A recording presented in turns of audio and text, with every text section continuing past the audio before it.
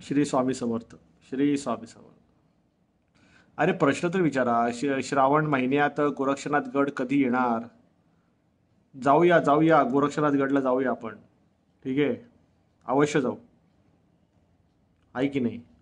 सगळ्यात पहिले प्रथम पूजनीय छत्रपती शिवाजी महाराजांच्या कार्याची जी दत्तप्रबोधिनीच्या माध्यमातून जी सुरुवात आहे, दुर्गप्रबोधिनी, त्याची सुरुवात महाराजांच्या चरणकमलांच्या स्पर्शाने आपण सुरू करतो. अतिशय भावूक क्षण आहे हा. कारण लहानपणापासूनच महाराजांच्या अस्मितेवरती, त्यांच्या संस्कारांवरती लहानाचे मोठे झालो, आणि आज शिवरायांनी आपल्याला जबाबदारी दिली. ती जबाबदारी अतिशय खंबीरपणे तटस्थ राहून आपल्याला सगळ्यांना पार पाडायची आहे. त्या सगळ्यात तुम्ही सहभागी आहात. जय क्षेत्रपाल शिशवे, जय क्षेत्रपाल.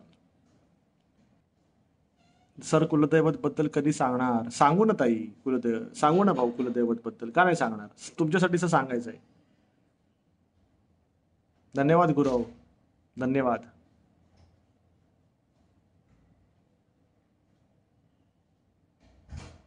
कसे आहे दादा तुम्ही? ताई एकदम व्यवस्थित आहे, एकदम व्यवस्थित आहे. महाराजांच्या कृपेने अतिशय व्यवस्थित आहे. दादा, अध्यात्मात अनाकलनीय व अद्भुत असे काय आहे? चला, हा प्रश्न खूप प्रभावकारक आहे. तर तुम्हा सगळ्यांना ह्याच्यात इंटरेस्ट आहे का सांगा? अध्यात्मात अनाकलनीय आणि अद्भुत असे काय आहे हे जाणून घेण्यामध्ये किती लोकांना इंटरेस्ट आहे सांगा? बिलकुल बिलकुल, प्रश्न अतिशय अर्थपूर्ण प्रश्न आहे. अध्यात्मात अनाकलनीय व अद्भुत असे काय आहे? त्याला नामश्रेष्ठ कसे झाले सगळं सांगतो. नामश्रेष्ठ आहे कसं झालं हे पण सांगतो. चला सांगतो. अध्यात्मामध्ये अद्भुत आणि अनाकलनीय असं काय आहे? चला सगळ्यात पहिले सांगतो. सगळ्यात पहिले लक्ष घ्या, जे जे सिद्ध पुरुष आहेत ना, लक्षात घ्या, सिद्ध पुरुष जे आहेत ते ज्या वेळेला वैराग्यामध्ये असतात किंवा आत्मज्ञानामध्ये असतात, किंवा ते त्यांच्या तुर्यावस्थेतून ते त्यांच्या विदेही अवस्थेला असतात, तर अध्यात्मामध्ये अनाहत जो नाद आहे, अनाहत नाद जो आहे, त्यातूनच पूर्ण प्रकृतीची निर्मिती झालेली आहे. आणि अध्यात्मामध्ये सगळ्यात अनाकलनीय आणि अद्भुत जर काय आहे तर ते आहे तुमचं सूक्ष्म शरीर. सूक्ष्म शरीर, ठीक आहे. ज्यावेळेला आपण म्हणतो साईनाथ तेरे हजारो हाथ, जिस जिसने तेरा नाम लिया तू हो लिया उसके साथ. मग जे हजार हात आहेत, वज्रदंष्टम त्रिनयनम कालकंठ मरिंदमम सहस्त्रकरम मत्युग्रम वंदे शंभू मुमापती. मग ते सहस्त्र जे बाहू आहेत, ते सहस्त्र बाहू म्हणजे तुमचं जे आध्यात्मिक जे शरीर आहे, मी भौतिक शरीर नाही म्हणत, जे हाडामासाचं आहे, भौतिक शरीर नाही म्हणते मी. तुमचं जे आध्यात्मिक शरीर आहे ते तुमच्या देहाच्या पलीकडे प्रकृतीमध्ये व्याप्त आहे. आणि ते शरीर अणुरेणू व्याप्त असल्या कारणाने तो जो आनंद आहे निसर्गाचा, नियतीचा, तो तुम्हाला प्राप्त होतो. आणि तुम्ही सुद्धा त्या नियती कालचक्रामध्ये समरित्या सहभागी असता. म्हणजे आज तुमचं जीवन चार भिंतीतलं आहे, मग त्याच्यामध्ये आई, बाप, बायको, मुलं, नवरा, फक्त इतकंच तुमचं जीवन असतं. अध्यात्मामध्ये अद्भुत काय असतं की हे जे खोरड्यातलं जीवन आहे, हे खोरड्यातल्या जीवनाच्या पलीकडे जे विश्व आहे, हे विश्वाची माझी घरं, ठीक आहे. मग हे विश्व जे माझे घर आहे ना, तर त्याची अनुभूती जी आहे ती तुम्हाला त्या रहस्यातून येते, जिथे देहाच्या पलीकडचं जे अस्तित्व आहे ते तुम्हाला कळायला लागतं. म्हणजे गटरातला जो बेडूक आहे तो गटरातच ड्रावड्रा करतो, गटरातच फुगून दाखवतो आणि गटरातच अंत होतो. तर गटरातला जो बेडूक आहे, ती जी परिस्थिती आहे ती भौतिकवादी जीवनाची आहे. आध्यात्मिक जीवनामध्ये देहाच्या पलीकडची जी अभिव्यक्ती आहे ती व्यापक आहे, ती प्रकृती व्यापक आहे, ती शिवव्यापक आहे.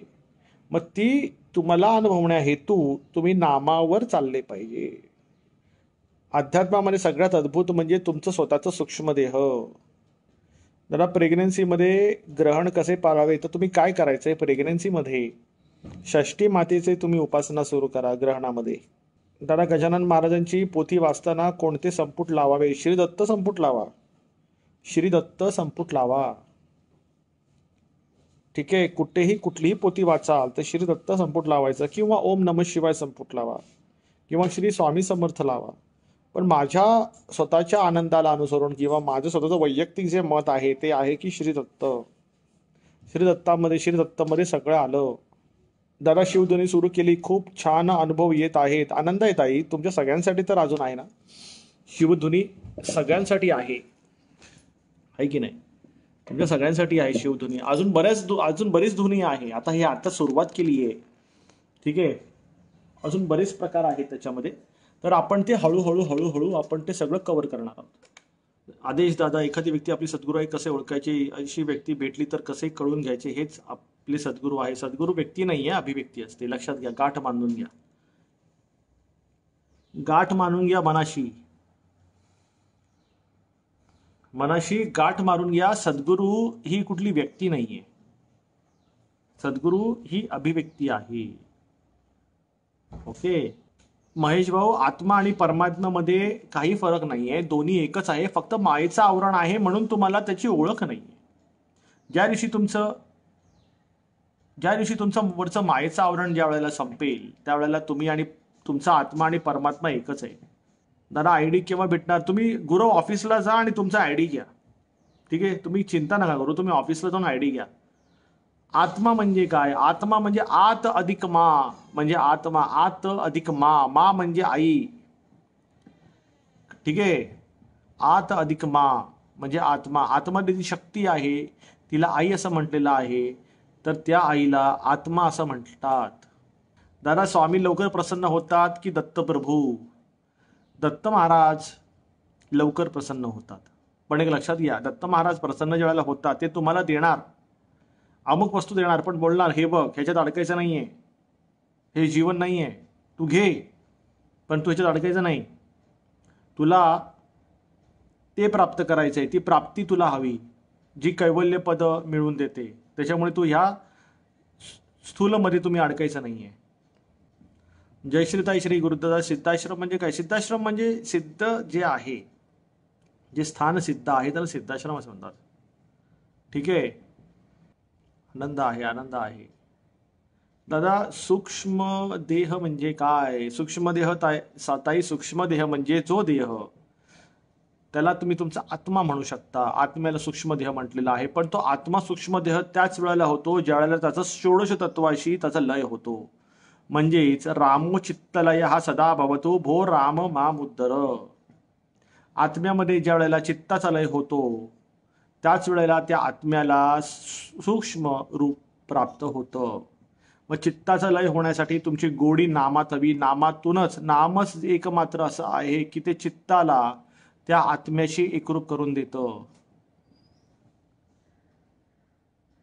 समाधी साधन संजीवन नाम, साधन आहे हे नाम. नाम हे साधन आहे. तुमचं शरीर हे साधन आहे. साध्य काय आहे? दत्तप्राप्ती हे साध्य आहे. अवस्था कुठली आहे? समाधी. साधन साध्य समाधी, म्हणून समाधी साधन संजीवन नाम. तर नशीब केव्हा फळफळते? ज्या वेळेला सद्गुरू कृपा होते तेव्हाच नशीब फळफळतं. आजचे प्रश्न खूप चांगले येत आहेत. असेच प्रश्न लागतात. आजचे प्रश्न खूप चांगले आहेत. असे काहीतरी अर्थपूर्ण प्रश्न करा रे. आता काय होतंय, मधूनच काहीतरी भलतच प्रश्न येतो आहे की नाही. एक जण आहेत ना, ते एकच व्यक्ती आपल्या इकडे लाईव्ह सेशनमध्ये, त्यांना कर्णपिशाचिनीबद्दल इंटरेस्ट जास्त आहे. त्यांना अजून काहीतरी बऱ्याच काही उलट्या सुलट्या गोष्टीत इंटरेस्ट जास्त आहे. ते चुकीच्या ठिकाणी डायल करतायत, असं होतंय ते. हो चालेल ताई, तुम्ही सासरी गेलात तरी चालतंय, नवनाथ जप केला तरी चालतोय ताई.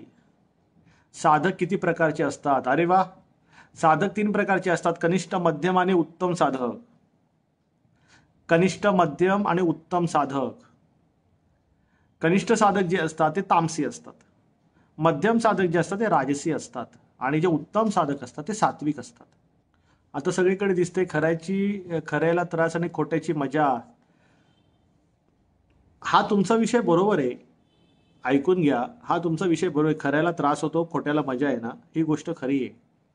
आणि हा अनुभव मी पण घेतला आहे. मी पण याला अपवाद नाही आहे. ठीक आहे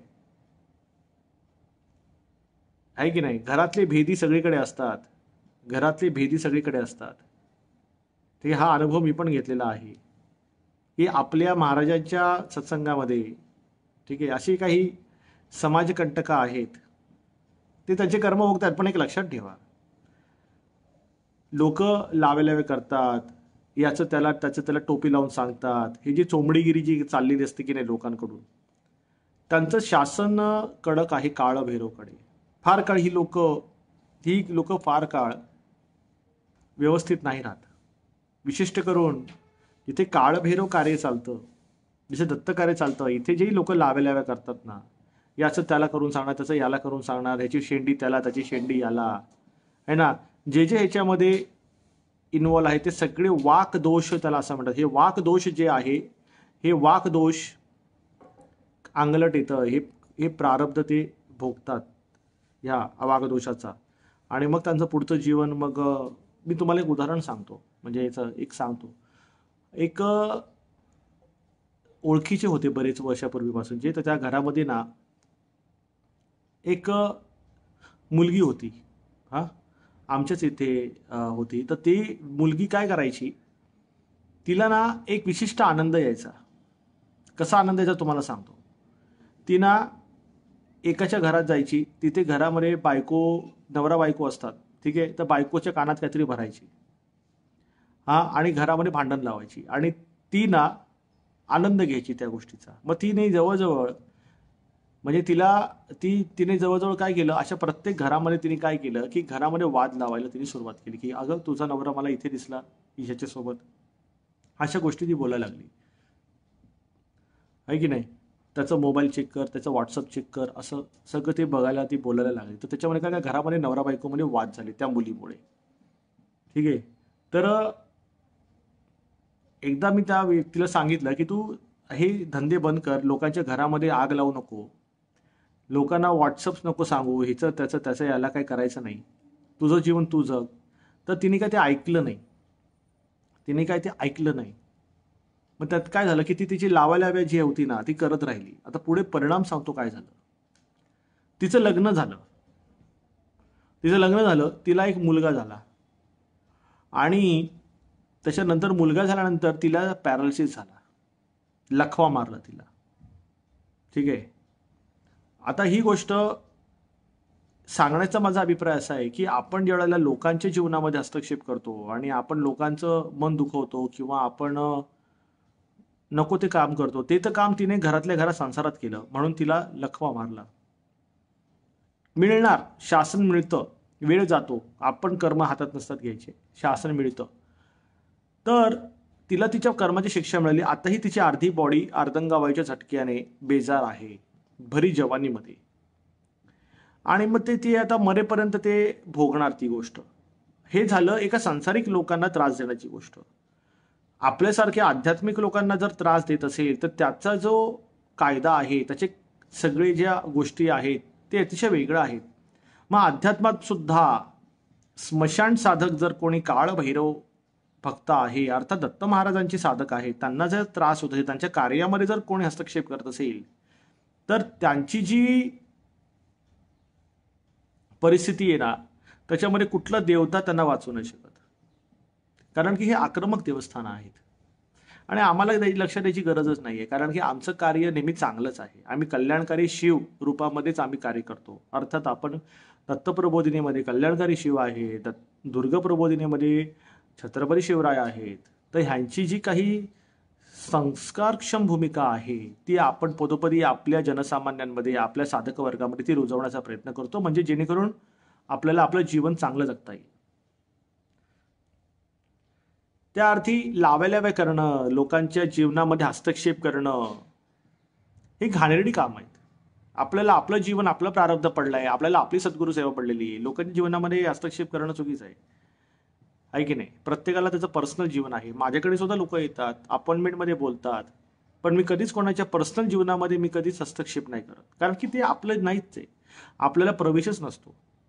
प्रत्येकाचं वैयक्तिक जीवन आहे. माझ्यासोबत सुद्धा साधक लोक आहेत, ते सगळं सांगतात मला की दादा असं झालं, तसं झालं, घरामध्ये हा प्रॉब्लेम आहे, तो प्रॉब्लेम आहे, काय करायचं. मी बोललो ताई हा असा विषय आहे. मी बोललो भाऊ हा असा विषय आहे, बघा हे खरं आहे, हे खोटं आहे. खरं तुमच्यासमोर ठेवलं, तुम्हाला निवडायचं हे काय आहे. मी फक्त 2 पर्याय देणार की हा पर्याय आहे, हा पर्याय तुम्ही निवडा, तुम्हाला काय योग्य वाटतं. तिथेच माझी भूमिका संपली. ठीक आहे.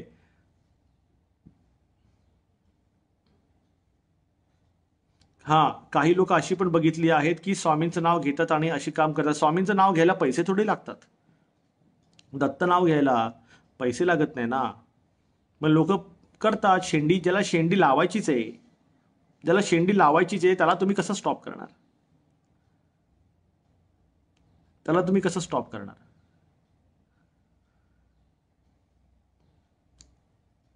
काळ भैरव आणि भैरवनाथ एकच. काळ भैरव आणि भैरवनाथ हे एकच.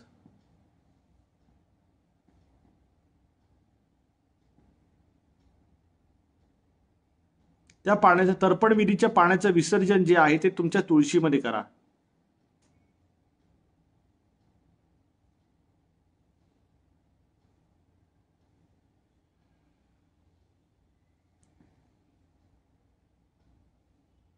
अच्छा, माळेतल्या 108 म्हणींबद्दल सांगू? येऊ देत, जरा लोकांना येऊ देत. अच्छा, मला तुम्हा सगळ्यांना एक प्रश्न असा विचारायचा आहे. पॅरानॉर्मल रेस्क्यूचा जो व्हिडिओ टाकला आपल्या यूट्यूब चॅनलवरती, तुम्ही सगळ्यांनी तो बघितला का? त्याच्यामध्ये वास्तूमध्ये जो त्रास आहे, त्या वास्तूचा जो नकाशा पाठवला, वास्तूमध्ये जो त्रास आहे आणि त्या त्रासामध्ये जे काही एलिमेंट्स वगैरे आपण यूज करतो, तर तो यूट्यूबवरचा व्हिडिओ तुम्ही सगळ्यांनी बघितला का? कारण आपण रात्रंदिवस तुमच्यासाठीच पळतोय. आताही मी पळतच आहे तुमच्यासाठी, आताही पळतच आहे.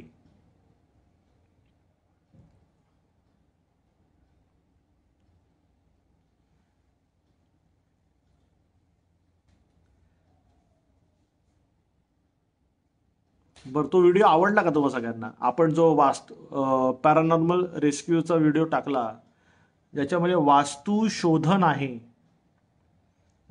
आहे की नाही?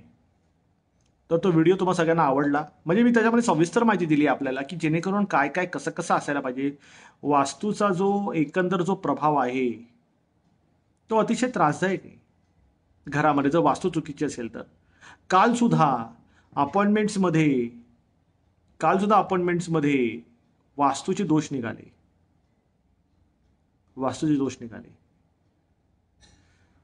त्याच्यामुळे घरामध्ये भयानक त्रास. ठीक आहे. ईशान्य दिशेला घरामध्ये बेसिन आहे, त्याच्यामुळे घरामध्ये भयंकर आजार झालेले आहेत.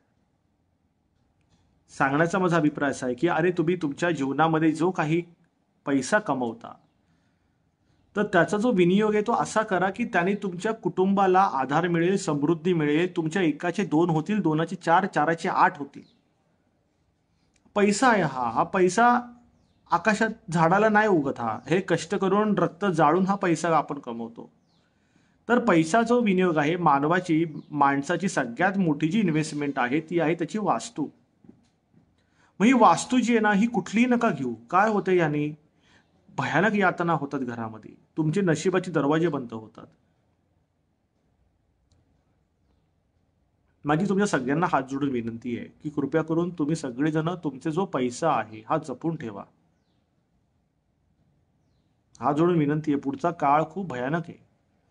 कुठलीही वास्तू तुम्ही करत असाल तर असं काही करू नका की तुमच्या घरामध्ये कुटुंबांना कुठला आजार होईल.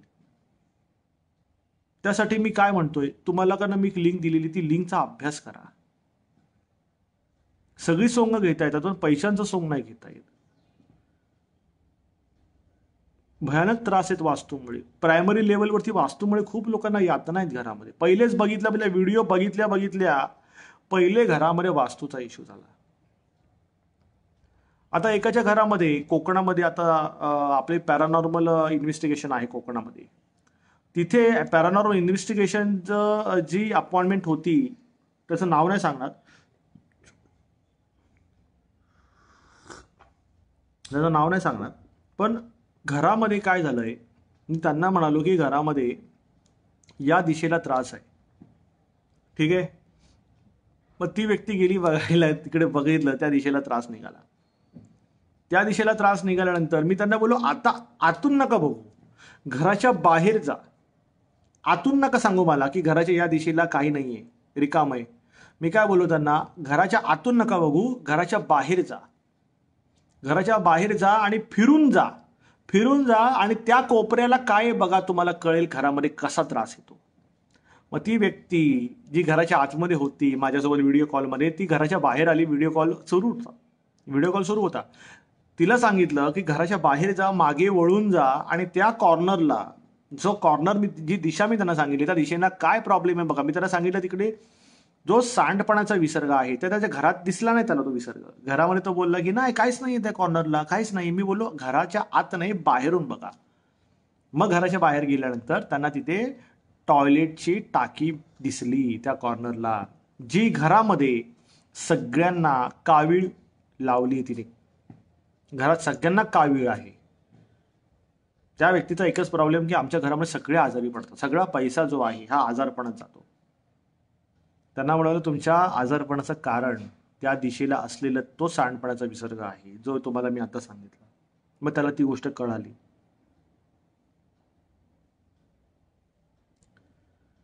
माझं तुम्हाला लोकांना एकच सांगायचं आहे, जर त्या व्यक्तीचा पैसा हॉस्पिटलमध्ये जर नसता गेला तर तोच पैसा त्याने त्याच्या उत्कर्षासाठी वापरला असता, त्याने त्याच्या कुटुंबाच्या चांगल्यासाठी वापरला असता. तोच पैसा त्याने त्याच्या भविष्यातल्या फायद्यासाठी वापरला असता. खड्डा बुजवणं अख्खं जीवन त्याच्यामध्ये गेलं. बिल्डिंग कधी बांधाल खड्डा बुजवता नाही आला तर? जीवनाचा खड्डाच भरायला तुमचं अख्खं जीवन जर खर्च होत असेल तर त्या खड्ड्यातून तुम्ही टॉवर फाउंडेशन बनवून तुम्ही बिल्डिंग कधी बांधाल? मला उत्तर द्या. मला तुमच्या सगळ्यांकडून उत्तर पाहिजे. माझा प्रश्न कळला का? अरे सांगा, माझा प्रश्न कळला का सांगा.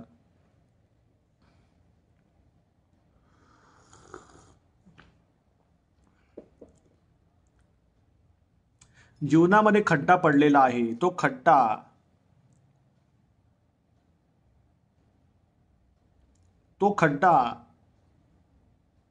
भरून काढण्यातच जर तुमचं जीवन जात आहे, ते भरून काढण्यातच जर तुमचं जीवन जात आहे तर तुम्ही त्याच्यात बिल्डिंग कधी उभी कराल?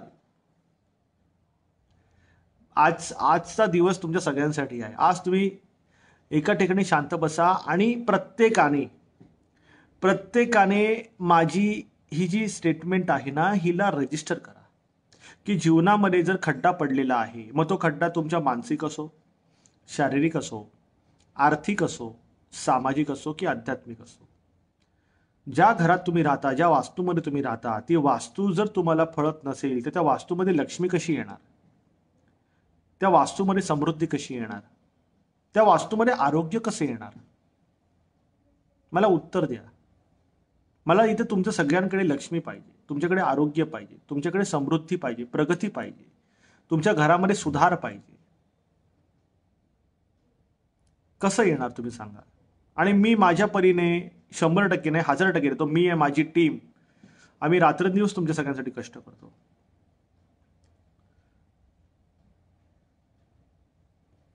अच्छा, प्रश्न काय?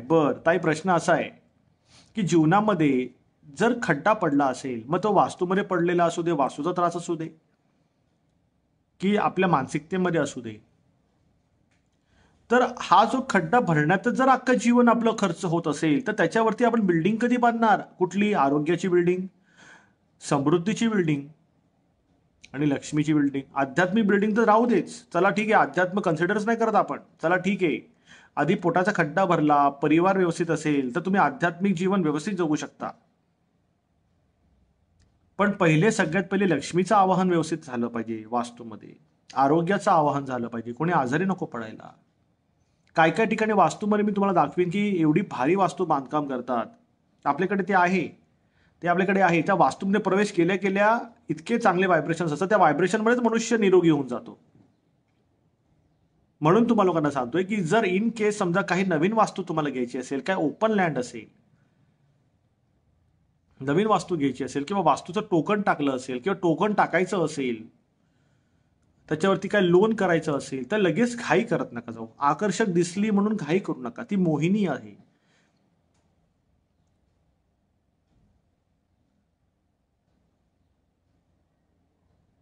जरा तुमचे खूप व्हिडिओ पाहिले, खूप लाभ झाला.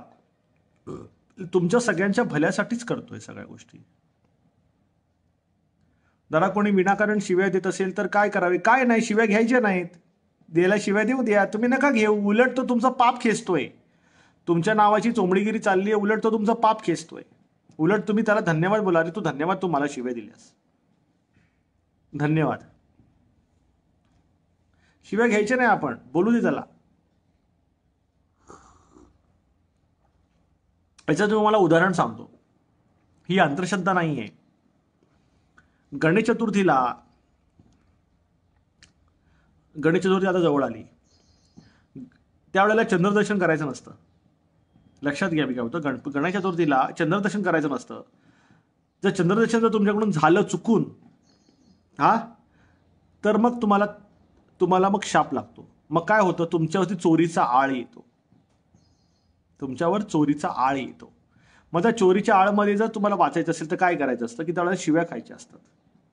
शिव्या खाल्ल्याने तुमच्यावरचा आळ कमी होतो, आहे की नाही? जर म्हणजे सांगण्याचा विषय की शिव्या दिल्याने काय होतं, त्याची बाकी सायकोलॉजी काय की तुमच्यातलं जे पाप आहे ते चंद्रदर्शनाचं, गणेश चतुर्थीच्या दिवशीचं, ते पाप नष्ट होतं तुम्ही शिव्या खाल्ल्याने. हे मला सांगायचं तुम्हाला. म्हणून सांगतो, तुम्ही दुःखी नका हो.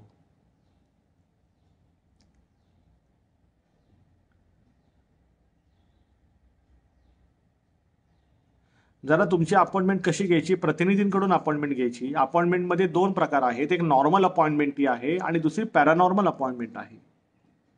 2 प्रकारचे अपॉइंटमेंट्स आहेत, एक नॉर्मल, एक पॅरानॉर्मल.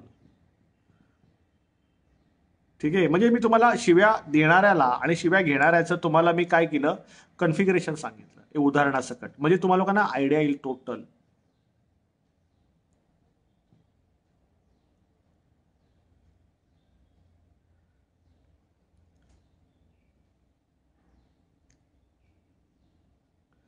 वायव्येला सांडपाणी व आंघोळीचं पाणी असेल तर तिकडे तुम्हाला ते तत्व बॅलन्स करावं लागेल. तुम्हाला ते तत्व बॅलन्स करावं लागेल,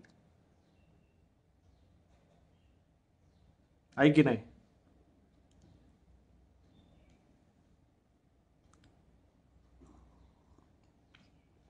मी तेच सगळं तुम्हाला म्हणतोय ना. मला तुम्हा सगळ्यांना बोलण्याचा अभिप्राय तोच आहे की तुम्ही तुमच्या जीवनामध्ये तुम्ही आज सगळेजण काय करा, आज उद्या परवा तेरवा काही हरकत नाहीये.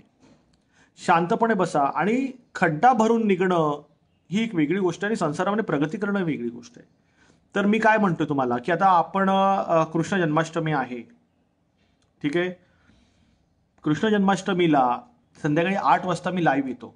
आता तुम्ही सगळ्यांनी जे नाव सुचवलेलं आहे जीवन प्रबोधिनी, हे जीवन प्रबोधिनी म्हणजे ह्याच्यामध्ये आपण एक जगण्याची जी आपली जी कला आहे, अर्थात आपण जे व्यवहारामध्ये नोकरी आणि व्यवसाय, आपण हे 2 भाग पाहिलेले आहेत, आहे की नाही? नोकरी, व्यवसाय आणि स्वयंरोजगार. नोकरी, व्यवसाय आणि स्वयंरोजगार असे 3 भाग पडतात. नोकरीमध्ये काय की आपण एका ठिकाणी नोकरी करतो, त्याच्या दिवसांच्या भरात आपल्याला पैसे येतात, महिन्याला पगार आपण त्याला सॅलरी असं म्हणतो. व्यवसायामध्ये काय आहे की तुम्ही बिझनेस चालू केला, त्यामुळे बिझनेसमध्ये जर तुम्ही लाखांची इन्व्हेस्टमेंट असते तर तुम्हाला हजारांमध्ये प्रॉफिट असतो. करोडोमध्ये इन्व्हेस्टमेंट आहे तर तुम्हाला लाखांमध्ये प्रॉफिट येणार. विषय कळला? अब्जोमध्ये इन्व्हेस्टमेंट असेल तर तुम्हाला करोडोमध्ये प्रॉफिट येतो. हे कॅल्क्युलेशन लक्षात ठेवा. स्वयंरोजगार म्हणजे काय, सेल्फ एम्प्लॉयमेंट. त्याच्यामध्ये काय की फक्त आणि फक्त आपले एफर्ट्स आपण त्याच्यामध्ये इन्व्हेस्ट करतो. फायनान्शियल इन्व्हेस्टमेंट त्याच्यामध्ये नसते. फक्त आपण आपले एफर्ट करतो, त्याच्यामध्ये आपला टाइम आपण त्याच्यामध्ये इन्व्हेस्ट करतो. तर ह्या तिघांमध्ये मी तुम्हाला गाईड करेन, जेणेकरून तुमच्या लाईफमध्ये जी काय विस्कटलेली घडी आहे ती महाराजांच्या कृपेने व्यवस्थित होईल आणि तुम्हाला उदरनिर्वाहामध्ये माझ्याकडून थोडीशी मदत होईल की जेणेकरून तुम्हाला तुमच्या कुटुंबाला व्यवस्थित सांभाळता येईल आणि त्यातून तुम्हाला ओव्हरकम करता येईल, तुमच्या क्रायसिसमधून ओव्हरकम करता येईल. मग त्याच्यामध्ये महिला वर्ग, पुरुष वर्ग सहभागी झाले पाहिजेत. घर बसल्या सगळ्यांनी कामं केली पाहिजेत. ठीक आहे का, की रिकामं डोकं राक्षसाचं, शैतानाचं घर असतं, आहे की नाही. आणि शैतान ज्या वेळेला जागा होतो तो लोकांच्या घरामध्ये हस्तक्षेप करतो आणि लोकांमध्ये लावेलागा करतो.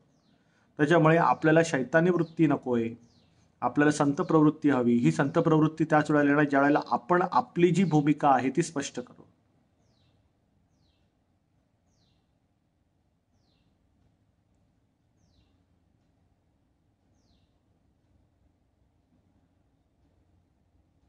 जरा तुम्हाला एकदा भेटण्याची खूप इच्छा आहे. आनंद आहे ताई, आनंद आहे ताई. भेटण्याचं माझं अहोभाग्य आहे ताई हे, की तुम्ही सगळ्यांनी मला भेटण्याची इच्छा प्रकट केली. हे माझं सौभाग्य आहे की तुमच्या काल पण अपॉइंटमेंटमध्ये एक ताई होत्या, तर ताई म्हणाला की दादा एकदा मला माझ्या फॅमिलीला घेऊन तुम्हाला एकदा भेटायचं आहे. मी बोललो ताई आनंद आहे. तर ताई मला वाटतं दादर लालबागच्या ओपनिंगला आल्या होत्या त्या पण एवढं त्या अशा म्हणजे गोरेगाववरून ॲक्टिवा घेऊन त्या लालबागला आल्या होत्या. एवढा लांब त्यांनी प्रवास केला होता फक्त मला भेटण्यासाठी. तर हे सगळं तुमचं जे प्रेम आहे ना, या प्रेमापोटी ना आपल्याला ना खूप ताकद मिळते, आहे की नाही. हे तुमचं प्रेम आणि जे महाराजांचं प्रेम हे सारखंच आहे, कारण की तुम्ही सगळे दत्त बघता, तुम्ही सगळे स्वामी बघता. पोलसानेजी, श्री गुरुदेव दत्त पोलसानेजी.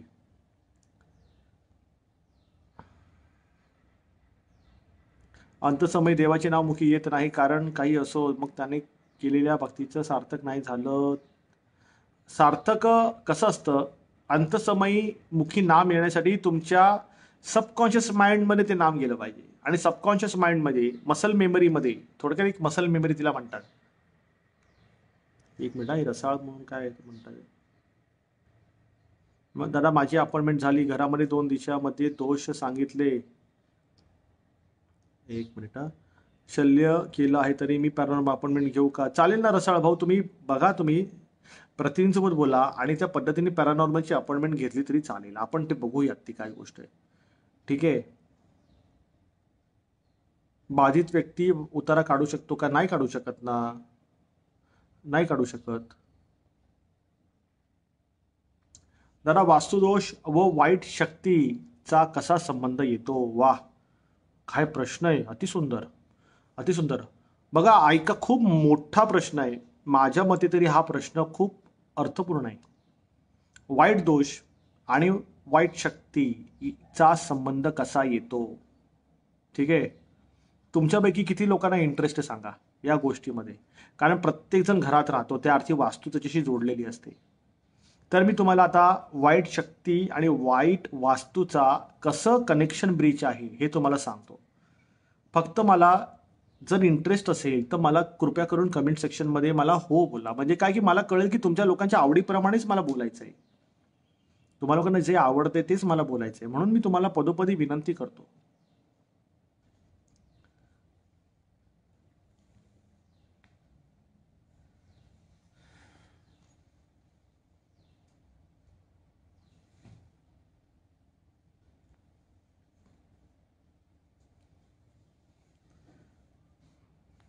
चला, आनंद आहे, सांगतो. आनंद आहे. वाईट शक्ती, बघा वाईट शक्ती हा एक वेगळा सेगमेंट आहे आणि वाईट वास्तू अर्थात हा विदिशा वास्तू किंवा भ्रष्ट वास्तू हा एक वेगळा विषय आहे. वाईट शक्ती आणि वाईट वास्तू, ठीक आहे, हा पूर्णपणे वेगळा विषय आहे. आता वास्तूमध्ये पण 3 प्रकारच्या वास्तू आहेत. एक स्वमालकीची वास्तू आहे, एक भाडे तत्वावरती आहे आणि एक पागडी सिस्टममध्ये वास्तू आहे की नाही. या तिन्ही वास्तूमध्ये एक गोष्ट कॉमन आहे. त्या वास्तूमध्ये येणारं पाणी आपण पितो, जेवणाला वापरतो, अर्थात ते आपल्या पोटात जातं. दुसरं, त्या वास्तूमध्ये आपण अन्न ग्रहण करतो. ठीक आहे, ते पाणी पितो आणि अन्न ग्रहण करतो, ह्याचा परिणाम होतो पहिला. ठीक आहे. आता तुम्ही सगळेजण ना एक गोष्ट लक्षात ठेवा. पहिले मी वाईट वास्तूचा विषय करतो. हा वास्तूचा विषय अतिशय बारकाईने ऐका. आहे की नाही? आता तुम्ही तुमच्या घराचं जे बांधकाम केलं, करा तुम्ही तुमच्या हिस्ट्रीमध्ये जा, फ्लॅशबॅकमध्ये जा. तर घराच्या बांधकामाला कुठली रेती वापरली तेवढं तुम्ही पहिले नोटीस करा. बांधकाम करताना कुठली रेती वापरली. जर खाडीची रेती वापरली असेल, खाडी जी आहे, लक्षात घ्या, खाडी आणि नदीमध्ये फरक आहे. खाडीची जर रेती तुम्ही वापरली असेल तर खाडीचं जे पाणी आहे ते साठलेलं असतं आणि जे साठलेलं पाणी असतं त्या साठलेल्या पाण्यामध्ये जे क्षार असतात त्या क्षाराचा जो प्रभाव आहे तो त्या खाडीतल्या रेतीमध्ये असतो. आणि खाडीतली रेती जी आहे ती ज्यावेळेला आपण बांधकामासाठी वापरतो तर त्या खाडीचे जे गुणधर्म आहेत तर त्या घराच्या भिंतीमध्ये ते खारट गुणधर्म त्या भिंतीमध्ये स्थिर होतात. विषय समजून घ्या बारकाईने मी काय म्हणतो. आणि हे खारट गुणधर्म आहे. हे खारट गुणधर्म जी रेती वापरली त्या रेतीच्या माध्यमातून तुमच्या जीवनामध्ये प्रवेश करतात. म्हणजे वास्तू बांधताना खाडीची रेती वापरली तर वास्तूमध्ये निगेटिव्हिटी झपाट्याने पसरते, कारण ते खारट तत्व आहे. भूत प्रेत पिशाच यांना खारट तत्व लागतं. हे खारट तत्वाकडे आकर्षित होतात. म्हणून वास्तू बांधकाम करताना खाडीची रेती कधीही वापरायची नसते. नदीची रेती वापरायची. नदी प्रवाहित होत असते, नदीचं पाणी थांबत नसतं. नदी आणि खाडीमध्ये फरक आहे. नदी गोड पाण्याची असते, खाडी खारट पाण्याची असते. तर खाडीचं पाणी जे आहे त्याचे गुणधर्म तुमच्या घराला येतात आणि तुमच्या घरामध्ये साठवणूक होते त्या निगेटिव्ह एनर्जीची. तुमचं घर एक निगेटिव्ह एनर्जीचं एक स्टोरेज होतं भिंतीच्या माध्यमातून. आता ज्याप्रमाणे मागे मी तुम्हाला अहमदनगरचा तो पॅरानॉर्मलचं फुटेज दाखवलं किंवा तुम्हाला मी जे काही पॅरानॉर्मल चॅनलवरती फुटेजेस दाखवले त्याच्यामध्ये तुम्ही लोकांनी बघितलं असेल. तुम्ही लोक ते बघा. मी तुम्हाला पुण्याचं एक पॅरानॉर्मलचा व्हिडिओ दाखवला. त्याच्यामध्ये त्या सॉइलमधून प्रेत बाहेर येत आहेत, प्रेतभूमीसारखी त्या भिंतीमधून बाहेर येत आहेत. म्हणजे काय होतंय की ते भिंतीमध्ये लपतात. मग भिंतीमध्ये का लपतात ते? कारण की भिंतीमध्ये खाडीच्या रेतीचा विनियोग जो केलेला आहे त्याने भिंतीमध्ये खारट सत्व आहे, जे त्यांच्यासाठी ते अतिशय सुलभ आहे आणि ते खूप चांगलं आहे की नाही. आता तुम्ही ज्यांना बांधकामाची समजा ठेका दिला त्यांना विचारा ना की नदीचं आहे का खाडीचं आहे. ते पैसे तर देणार ना, तुम्ही पैसे देणार ना. आता पैसे देताना जरा तुम्ही समजून तर घ्या विषय, समजून घ्या विषय. ठीक आहे. हा गोष्ट आहे. म्हणजे वाईट शक्ती आणि वाईट वास्तू मध्ये जे खारट तत्व आहे याचा सगळ्यात पहिला प्रभाव आहे. हा तुम्ही ठरवायचा. कुठे आहे कुठे नाही हा तुम्ही ठरवायचा. विषय कळला? म्हणजे खारट तत्व जे आहे वाईट वास्तू आणि वाईट शक्तीमधला दुवा आहे. सगळ्यात पहिला दुवा तुमच्या वास्तूमध्ये निगेटिव्हिटी येण्याचा, तुमच्या वास्तूमध्ये भूतप्रेत पिशाच प्रवेश करण्याचा, हा सगळ्यात पहिला दुवा आहे की त्यांच्यासाठी ती भिंत असते ज्या भिंतीमध्ये ते राहतात. दिस इज नंबर 1.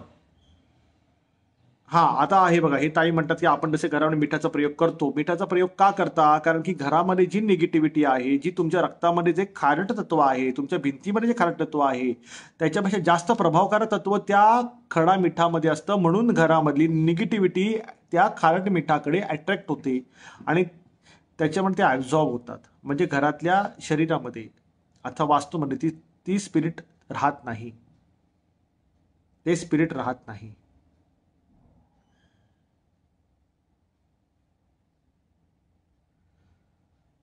पॉईंट नंबर 1 कळाला. म्हणजे वाईट वास्तू आणि वाईट शक्तीचा सगळ्यात पहिला संबंध आहे खारट तत्व, ते तुमच्याकडे नाही पाहिजे. Point number 1. पॉईंट नंबर 2, तुमच्या घराचं छत. आता कॉम्प्लेक्समध्ये राहताय, सोसायटीत राहताय, तर घरामध्ये सेलिंगला पहिल्याच्या काळी ज्या पद्धतीने लाल मातीपासून जी कौलारू घरं असायची तर त्याचं जे पृथ्वीतत्वाचा जो प्रभाव आहे हा अतिशय पॉझिटिव्ह होता. त्याने घरामधल्या व्यक्ती कधीही आजारी पडत नव्हत्या. घरातल्या व्यक्ती कधी आजारी पडत नव्हत्या. मी तुम्हाला उदाहरण सांगतो, उदाहरणासकट सांगतो. ज्यांच्या घरामध्ये बघा माडाची घरं वगैरे जी आपल्या कोकणामध्ये वगैरे आहेत, माडाच्या घरामध्ये कौलारू घरं जी आहेत, तर कौलं जी आहेत लाल रंगाची, तर त्याच्यामध्ये पृथ्वी तत्व आहे. मग आता या पृथ्वी तत्वामध्ये एवढी ताकद आहे की सूर्योदय जर झाला आणि त्यांचे सूर्यकिरण ज्या त्या कौलांवरती पडले तर कौलं तापतात. तीच कौलं जी वरतून तापलेली आहेत ती आतून काय करतात, ती हील करतात पूर्ण वास्तू. कशी वास्तू हील करतात? तुमच्यापैकी जर जुने जाणकार लोक असतील तर पहिल्याच्या काळी वीट वगैरे घ्यायची, समजा पाठीला लचक भरली किंवा सूज आली तर तर लाल मातीची वीट बनवून घ्यायची, ती एका कापडामध्ये तिला गाठ मारून ठेवायची आणि तव्यावरती गरम करायचे आणि त्या विटेने पाठीला शेक द्यायचे. तुमच्यापैकी किती लोकांना ही गोष्ट लक्षात आहे? म्हणजे तिथे पृथ्वी तत्वाशी ती लोक जोडलेली असायची. म्हणजे बॉडीचं पण सांगतो आणि वास्तूचं पण सांगतो, बॉडीचं पण सांगतो आणि वास्तूचं पण सांगतो. तुमच्यापैकी किती लोकांना लक्षात आहे की पूर्वीच्या काळी वीट ही आताची वीट नाही, पूर्वीच्या काळी वीट गरम करून पाठीला शेक द्यायचे, पायाला शेक द्यायचे. मला सांगा, म्हणजे तुमच्या सगळ्यांच्या ध्यानात ही गोष्ट आली का कधी की आमच्या घरामध्ये आमचे आजी आजोबा होते ते वीट गरम करून शेक द्यायचे, त्यांनी खूप बरं वाटायचं. मग हा जो प्रभाव आहे हिलिंगचा त्या लाल मातीचा, तो आता लुप्त झालेला आहे. पण वास्तूमध्ये सुद्धा जशा पद्धतीने बॉडीला हील केलं जातं, जसं बॉडीला हील केलं जातं लाल मातीने, मग ती विटेच्या रूपात असेल किंवा ती अजून कशाच्या रूपात असेल, तसंच वास्तूला सुद्धा हील केलं जातं. कसं? त्या कौलारू रूपामध्ये, त्या कौलाच्या रूपामध्ये. कारण सूर्याचे किरण ज्यावेळेला त्या कौलावर पडतात, ते कौल तापतात. वरतून जो त्याचा जो उष्णतेचा जो दाह आहे कौलांचा, तो आतमध्ये तो थंडावा तयार करतो, आतमध्ये ते पॉझिटिव्ह व्हायब्रेशन सोडतो आणि त्या पॉझिटिव्ह व्हायब्रेशनमध्ये घरातली निगेटिव्हिटी निघून जाते. मग त्या घरामध्ये आणि त्या घराच्या भिंतीमध्ये निगेटिव्हिटी राहत नाही. विषय कळला? पहिलं सांगितलं तुम्हाला क्षाराचा इफेक्ट, की क्षाराचा त्रास घरामध्ये होतो. दुसरा पृथ्वी तत्वाचा इफेक्ट आहे. आज नाहीये कुठेही, आज कुठेही नाहीये. कौलाचा विषय तुम्ही करा, आज कुठे सांगणार? तुम्हाला सांगा, मला तुमच्यापैकी कोणाला माहिती कुठेच आज सगळीकडे ते लुप्त झालेल्या गोष्टी. पॉईंट नंबर 3 मध्ये सगळ्यात महत्वाचं म्हणजे व्हेरी इम्पॉर्टंट, की घराचा उंबरठा.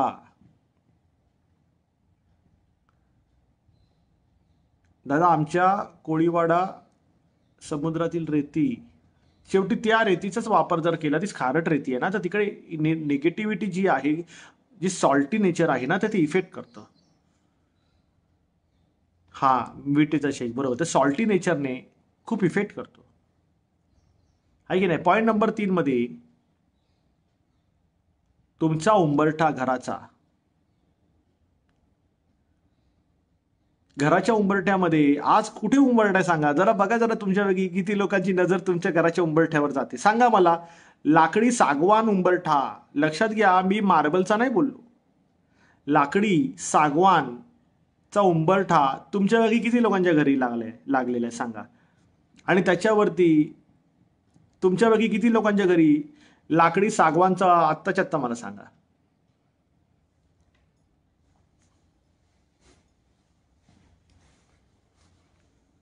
लाकडी सागवानचा उंबरठा तुमच्यापैकी किती लोकांच्या घरी आहे? आता हे बघा, या ताईंचा लोखंड लाकडाचा आहे, बरं लाकडाचा आहे, सागवान पाहिजे, सागवान पाहिजे. सागवानचा प्रभाव आहे,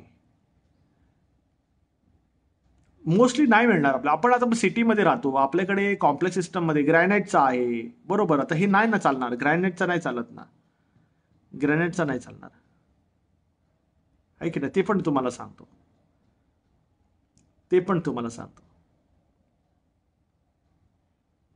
अच्छा, उंबरठा पाहिजे गोलटकर, उंबरठा पाहिजे. उंबरठ्याशिवाय लक्ष्मण रेषा आखली नाही जात गोलटकर. लक्ष्मण रेषेचं कार्य आणि उंबरठीचं कार्य एकच आहे.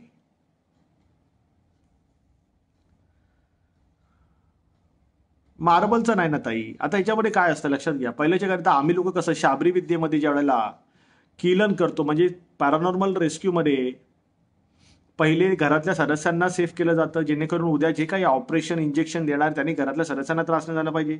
दुसऱ्या स्टेपमध्ये वास्तू शोधन होतं, जे त्याचा व्हिडिओ तुम्ही युट्यूबवर बघितलात. तिसऱ्या क्रमांकामध्ये वास्तू किलन होतं. वास्तू किलन म्हणजे वास्तूला आम्ही खिळा मारतो, ठोकतो वास्तूला, म्हणजे उद्या कोणीही काही तिथे करू शकत नाही. मग वास्तू किलनमध्ये जी पद्धत आहे त्याच्यामध्ये आहे उंबरठा. मग त्या उंबरठाला ठोकावं लागतं त्या पद्धतीने, आहे ना. मग त्याच्यामध्ये शाबरी विद्येचा विनियोग केला जातो आणि त्याच्यामध्ये मग क्रॉस करून घरातली सगळी निगेटिव्हिटी त्याला गेलेली असते. शोधनमध्ये सगळी निगेटिव्हिटी निघालेली असते. त्याच्यामध्ये वॉल्स वगैरे सगळे रिपेअर झालेले असतात, कारण काही यंत्र आहेत वास्तूमध्ये ते भिंतीमध्ये लावले जातात, जेणेकरून त्या भिंतीमध्ये कुठली निगेटिव्हिटी न यावी. मग त्या सागवानचं जे आहे खूप महाग आहे, मी मानतो ताई, सागवान महाग आहे मानतो, पण काय करणार, शेवटी प्रिन्सिपलचा विषय आहे, वास्तूचा विषय आहे. तुम्ही सगळ्यांनी प्रश्न मांडला म्हणून मी तुम्हाला सांगितलं. तिसरा जो विषय आहे तो उंबरठ्याचा विषय आहे. मग त्याच्यामध्ये काही जुने सिक्के घेतले जातात. मग त्याच्यामध्ये काय काय सिक्के तर खास असतात. मी तुम्हाला ते सिक्के सांगतो, मे बी तुम्हाला मिळाले तर मला सांगा.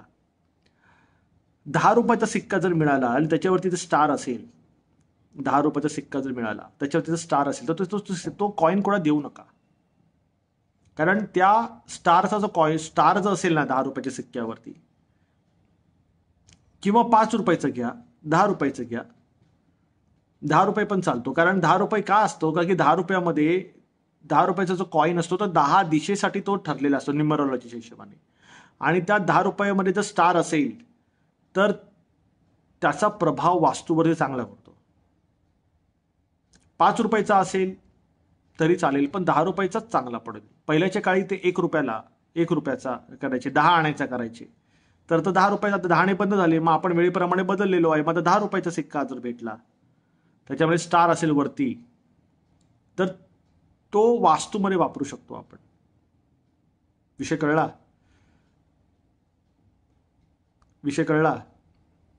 म्हणजे सगळ्यात 10 किंवा 10 पैसे, 10 आकडा त्याच्यामध्ये असायला पाहिजे. 10 आकडा असायला पाहिजे, म्हणजे त्याला उंबरठ्याशी जोडलं जातं, त्याला उंबरठ्यासोबत जोडलं जातं. कळलं का? देवारा लाकडी कोणता असावा? शिवण लाकडाचा मिळतो तुम्हाला, शिवण लाकडाचा, तो देवारा तुम्ही बनवू शकता. शिवम लाकडाचा देवारा बनवू शकता.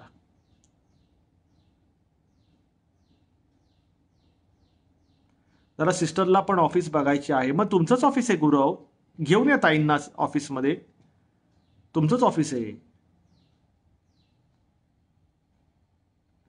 आताच्या काळातला 10 रुपयाचा कॉईन पण कुठला पण कॉईन नाही ताई, त्या कॉईनवरती स्टार पाहिजे.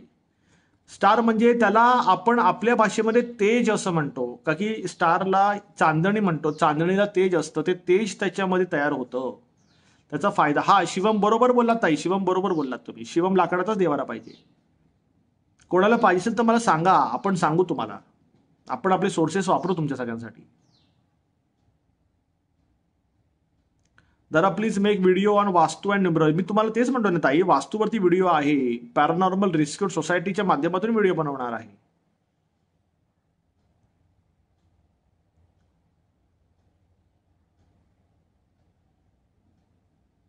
घर बनवताना गोड पाणी वापरायचं महेश भाऊ, खारट पाणी नाही वापरायचं. असं करू नका, कारण तुम्हाला त्यात राहायचं आहे. उद्या काही झालं तर ऍब्झॉर्ब करणार ते वास्तू निगेटिव्हिटी. नका करू असं काही. शिवमचं लाकूड ताई, शिवमचं लाकूड तिकडे सांगा. भूत नाचायला लागलं, हो ना, भूत नाचायला लागलं, आनंद आहे. आता बघा थोड्या वेळाने भूत डिप्स पण मारेल. आनंदाच्या भरामध्ये भूत डिप्स पण मारतं.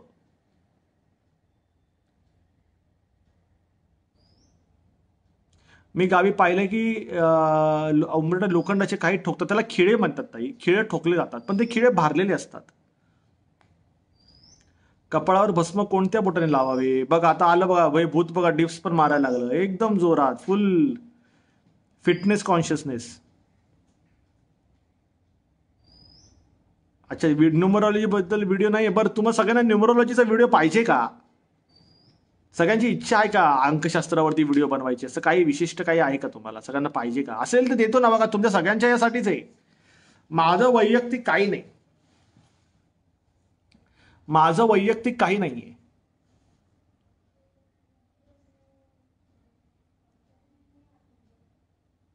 हा, कॉईनवरती स्टार चिन्ह पाहिजे. ओम नमो काल भैरव. ताई मी काय करू शकतो? ऑलरेडी मार्बल असेल तर मी काय करू शकतो ताई? अरे देवा, मी कसं करणार? आता याच्यामध्ये अजून एक गोष्ट लक्षात घ्या, ऐका, खूप इम्पॉर्टंट गोष्ट सांगतो. आता तुम्ही म्हणाल की दादा ना, आता आमचं लाईफ आहे ना खूप कॉम्प्लिकेटेड करतात. आता तुम्ही आता सगळं असं बोलाल. आता जे मी पुढचं सांगणार आहे ना ते ऐकून, कारण काय आहे, त्या गोष्टींनी खूप इफेक्ट होतो.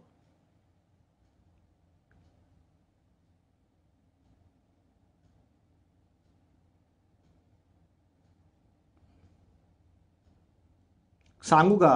कारण काय आहे, घरामध्ये प्रवेश करताना, घराच्या बाहेर प्रवेश करताना तुम्ही सगळ्यांची एकच गोष्ट असते की साला घरातून आता सकाळी संध्याकाळी बाहेर प्रवेश करतोय, माझी कामं झाली पाहिजेत.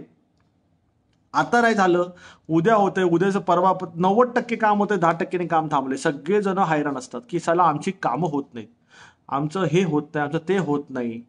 मग तुमची कामं होण्यासाठी एक विशिष्ट एक शास्त्र आहे. घरातून बाहेर पडायचं, कुठेही जायचं, तर शास्त्रामध्ये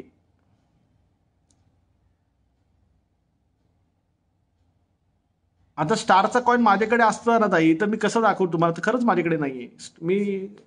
माझ्याकडे नाहीये ते, तुम्हाला तुमच्या गुगलवरती दिसू शकतं, आहे की नाही? तुम्हा सगळ्यांना शिव स्वरोदय शास्त्र माहिती आहे? कधी ऐकलंय कधी शिव स्वरोदय? पुण्यामध्ये आहे रणजित भाऊ, पुण्यामध्ये कोथरूडला या, तुम्हाला मिळणार आहे, ऑफिस आहे, शॉप आहे.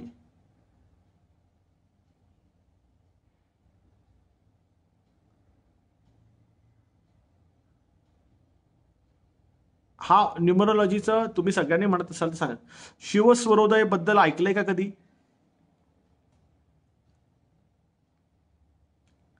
शिवस्वरोदय बद्दल कधी ऐकलंय का तुम्ही सगळ्यांनी?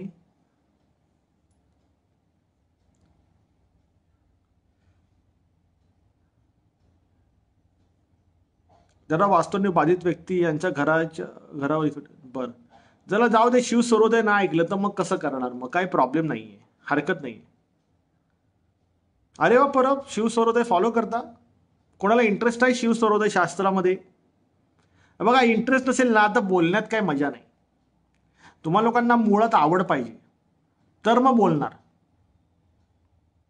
मग आता मी जर बोललो तर कन्फ्यूज होणार, म्हणून त्याच्यापेक्षा नाही तर नाही बोला, होतं हो बोला, म्हणजे पुढे सरकता येईल आपल्याला. 12 वाजले, उबंटूची वेळ झाली, उबंटूची वेळ झाली, 12 वाजले.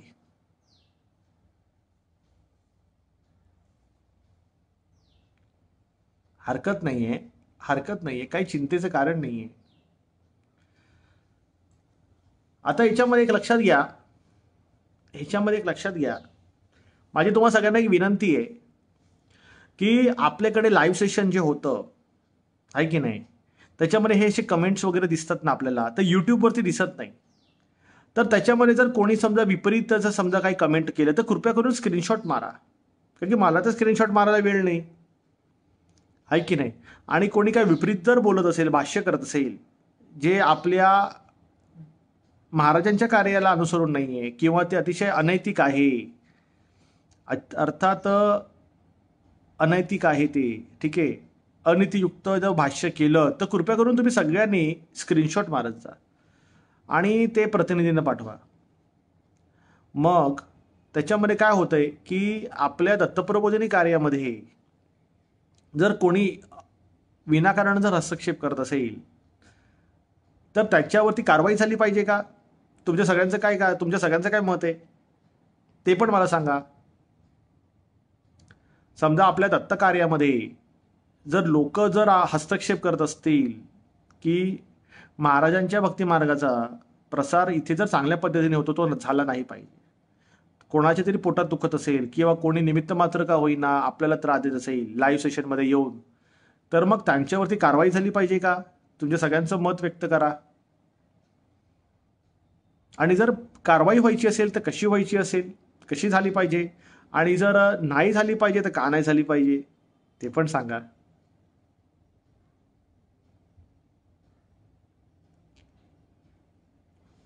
कारण आता आपलं जे लाईव्ह सेशन आहे गुरुवारचं रविवारचं आपलं पारायण आहे, तर ह्याला काळ उलट 1 वर्षापेक्षा जास्त काळ गेलेला आहे. 1 वर्षापेक्षा जास्त काळ गेलेला आहे. त्याच्यामुळे बऱ्याच ठिकाणी पोटात दुखायला सुरुवात झालेली आहे. कारण आपण ज्या पद्धतीचं सातत्य दत्तभक्तीमध्ये ठेवतो जनसामान्यांमध्ये, कदाचित तेवढं सातत्य इतरांना ठेवता येत नाही. त्या अर्थी त्यांच्या पोटात दुखायला लागलेलं आहे. आणि मग त्याने काय होतंय की मग कुठेतरी मग आपल्या लाईव्ह सेशनमध्ये त्याचा परिणाम होतो. बाकीचं यूट्यूबवरती कमेंट वगैरे येतात तर त्याच्यामध्ये तर काय फिल्टर प्रोसेस आहे, तर त्याच्यामध्ये काय कोणी काय बोललं तरी काय फरक पडत नाही, तिथे ब्लॉक करता येतं. पण लाईव्ह सेशनमध्ये शासन हवे, दुर्लक्ष करावे, हो जेल पाहिजे करावी, झाली पाहिजे करावी. अच्छा चला ठीक आहे, ब्लॉक करू. पण ब्लॉक 100% झाली पाहिजे. चला ठीक आहे. तुमच्यापैकी कोणी समजा वकिली क्षेत्रात असेल आणि त्यांना जर आपल्या दत्तकार्यामध्ये जर रस असेल तर त्यांनी प्रतिनिधींना कॉन्टॅक्ट करा. इन केस समजा भविष्यात जर काही अशा पद्धतीचे समजा काही लोकांकडून जर समजा अनैतिक हस्तक्षेप जर केला गेला तर तिथे मग काहीतरी रूपरेषा तर आखली पाहिजे.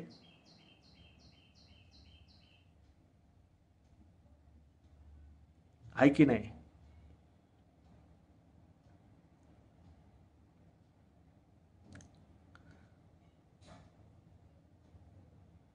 हाऊस नंबर 17 17 आकड्याचा मूळांक 8 येतो. 8 आकडा जर आला तर 8 एका डाटूने 16, 8 त्रिक 24, 8 चौक 32, 8 पंचे 40, 8 सक 48. तुम्ही टोटल करा 8ची. 8 दुने 16, 16 म्हणजे 1 + 6 7, पहिले होता 8 मग होता 7, 24 टोटल 6. म्हणजे जर तुम्ही ते घर घेतलं 17 नंबरचं तर तुमची उतरती कळा लागणार. म्हणजे सगळा ऱ्हास होत जाईल, कमी कमी कमी कमी होत जाणार सगळ्या गोष्टी. 17 नंबर योग्य नाहीये. 17 नंबर योग्य नाहीये वास्तुला खतरा नाही म्हणू शकत, पण 17 नंबरची टोटल बेरीज मूळांक 8 येतो आणि त्याच्या सिरीजमध्ये तो ग्राफ जो आहे तो खाली खाली जातो, त्या अर्थी तुम्ही तो नाही करू शकत.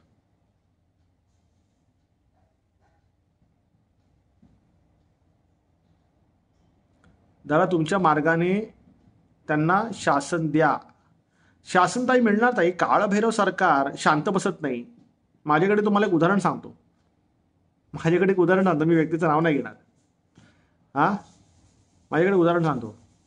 काही महिन्यापूर्वी 1-2 महिने झाले असतील सर, 1-2 महिन्यापूर्वी माझं एका व्यक्तीसोबत वाद झाले. माझ्या व्यक्तीसोबत म्हणजे बोलता वाद झाले. तर माझी भूमिका तर स्पष्ट होती का की मी बचाव पक्षामध्ये असतो. माझ्यासोबतच्या लोकांना मी नेहमी बचाव पक्षामध्ये ठेवतो. म्हणजे माझ्या लोकांपर्यंत मी कुठली झळ येऊ देत नाही. समोरची व्यक्ती जर माझ्यासोबतच्या लोकांवरती जर काही आक्षेप घेत असेल तर मला सबळ पुरावे लागतात. तर समोरची जी व्यक्ती होती ती माझ्या व्यक्तीला म्हणजे माझ्या लोकांना बोल ठेवत होते, नावं ठेवत होती. तर मी तर माझ्या व्यक्तींना पाठीशी घालतो की नाही तुम्ही यांना बोलायचं नाही, ठीक आहे, तुमचा मार्ग वेगळा, आमचा मार्ग वेगळा. तर तुम्ही विश्वास नाही ठेवणार, जी व्यक्ती जिची जीभ सुटली होती बोलण्यामध्ये, जिची जीभ सुटली होती बोलण्यामध्ये काय झालं असेल कोण सांगेल मला? बघू दे किती हुशार आहात. ज्या व्यक्तीची जीभ सुटली बोलता बोलता, फलतच म्हणजे मेंदूचं आणि जिभेचं कनेक्शनच नाही, नुसतं बडबड. भगवंताने जीभ दिली तर तिला फक्त नुसतं बडबडत राहायचं, मेंदूचा वापर नाही करायचा. अशा पद्धतीने ती व्यक्ती बरंच उलटं सुलटं बोलून गेली माझ्या समोर, मलाच बोलून गेली. काय वाटतं काय झालं असेल सांगा. तुमच्यापैकी किती लोक हुशार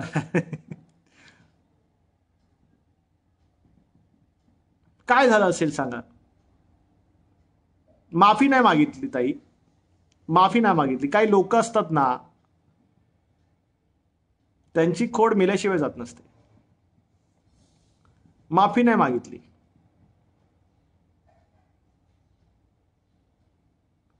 बोबडी तर लगेच वळली हे एक नंबर झाला. बोबडी वळली हे एक नंबर झालं. अजून अजून काहीतरी झालं, अजून काहीतरी झालं. काय झालं असेल कोण सांगू शकतं.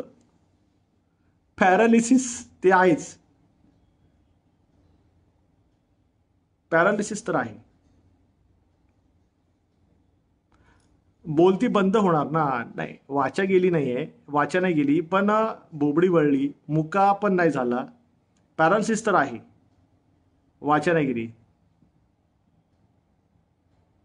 मुका नाही झाला. म्हणजे सांगतोय असं मी म्हणतो की तुम्ही लोकांनी शिवलीलामृताचं जर पारायण केलं असेल, शिवलीलामृताचं पारायण केलं असेल, त्याच्यामध्ये बघा भगवतीचं त्याच्यामध्ये अनुष्ठान होतं, ठीक आहे की नाही. त्याच्यामध्ये सूक्ष्म रूपाने त्याच्यामध्ये जी महिलेचं वर्णन केलेलं आहे, तिला मूल होतं, आहे की नाही. तो कितवा अध्याय म्हणलं, 7वा अध्याय तो आहे असं काहीतरी, आहे की नाही. तर तिकडे म्हणाले की हे जर कोण खोटं बोलत असेल तर त्यांच्या जिभेवरती किडे पडतील. समाज ज्या स्त्रीला, समजा स्त्री सोबत पुरुष नाही आहे, अर्थात नवरा बायको एकत्र नाही, आणि जर जर ती स्त्री गरोदर होत असेल तर तर तिकडे पुरुष नसताना समाज त्या स्त्रीकडे वेगळ्या दृष्टीने बघतो. मग त्या शिवलीलामृतामध्ये सांगितलेलं आहे की अशा वेळेला जर या स्त्रीला जर कोणी लांछन लावलं तर तिथे तिथे लोकांना तिथे लोकांच्या जिभेवरती किडे पडतील. आणि ती घटना घडली लोकांमध्ये. त्या महिलेला नावं ठेवली, जे जे बडबडली तिला सगळ्यांची जीभ झडली, सगळ्यांची जीभ झडली, किडे पडले. बघा ताईंनी वाटतं मला शिवलीलामृत वाचलंय आणि ही घटना घडली, आणि ह्याचं प्रॅक्टिकल एक्झाम्पल आलंय, प्रॅक्टिकल एक्झाम्पल आलेलं आहे. हा, शारदा, शारदा बरोबर आहे, शारदा. तर माझ्यासमोर ती व्यक्ती बडबडली, माझ्यासमोर व्यक्ती बडबडली, आणि योगायोगाने त्या व्यक्तीच्या जिभेचा फोटो माझ्यासमोर आला. हा, मनस्थिती बिघडली म्हणून तर बडबडले ना, आणि व्यक्तीचा जिभेचा फोटो आला, आणि त्या जिभेवर तुम्ही विश्वास नाही ठेवणार, विश्वास नाही ठेवणार. तर जिभेवरती काय होतं, काय आलं. हा, सांगण्याचा माझा अभिप्राय असा आहे, त्या जिभेला ती जीभ खराब झाली, तिला मध्ये डाग पडला, ती कुजायला लागली ती जीभ. कारण तुमची मनस्थिती जर तशी असेल आणि तुम्ही जर काळभैरव सरकाराच्या सानिध्यात जर तुम्ही बाधित वक्तव्य करत असाल तर काळभैरव तुमची जीभ खेचणार, काळभैरव तुमची जीभ खेचणार. विषय कळला. आणि ते प्रॅक्टिकली देवाने आमच्या समोर आणलं.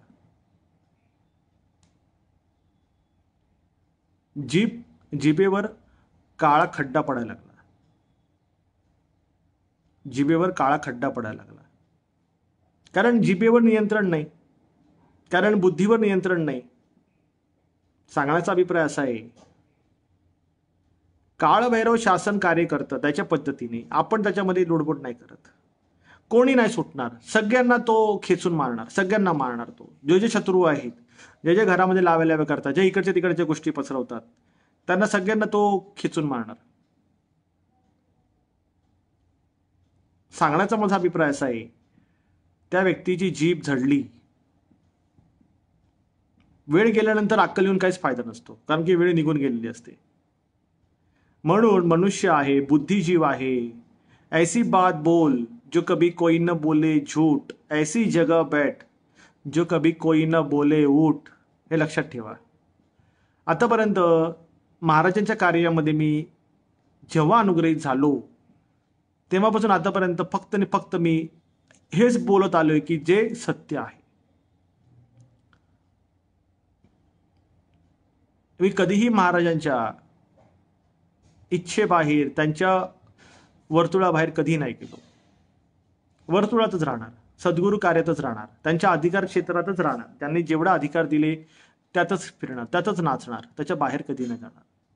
आणि हे सगळं आमचं आराध्य, आपलं आराध्य काळभैरव शासन ओळखतं की माझं पोरग तुमच्या नादी नाही लागत, तुम्ही का म्हणून त्याच्या नादी लागता. आणि याची दखल काळभैरव सरकार घेतं आणि ते शासन देतं. थोडक्यात जखमी वाघिणीचा बछडा किती सेफ असतो हे तुम्ही लोक स्टडी करा. ती जखमी वाघिणी ती सोडणार नाही, ती कचाकच चावणार ती, कारण तिच्या बछड्याला कोणी मान वर करून पण नाही बघू शकत. ती भयानक रागिष्ट असते.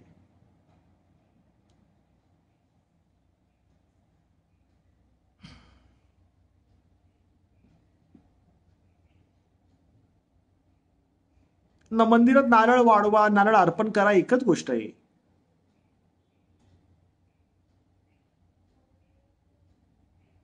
दोऱ्याचं विसर्जन वाहत्या नदीमध्ये करा. दोऱ्याचं विसर्जन वाहत्या नदीमध्ये करा. आता मला इथं फ्लॅटची नावं नंबर टाकू नका रे. अरे खूप विषय आहे, करू आपण या सगळ्या गोष्टी, अंकशास्त्राच्या गोष्टी करू. आता ऐका, बऱ्याच लोकांनी कुलदेवतेचं मला विचारलं की कुलदेवता आमची सांगा, आमचं आडनाव हे आहे. कृपा करून एक पॉइंट नोट करा. मला पटकन कुलदेवतेच्या साठी आडनाव जे आहे त्यासाठी मला एक दोन मार्ग माझ्याकडे आहेत. पहिल्या मार्गामध्ये मला जरा पार्श्वभूमी लागते. जी पार्श्वभूमी समजा सुखवस्तीसाठी समजा स्थलांतरित झालेली असतील, पुढच्या मागच्या 5 पिढ्या 6 पिढ्या, आडनावं बदललेली आहेत,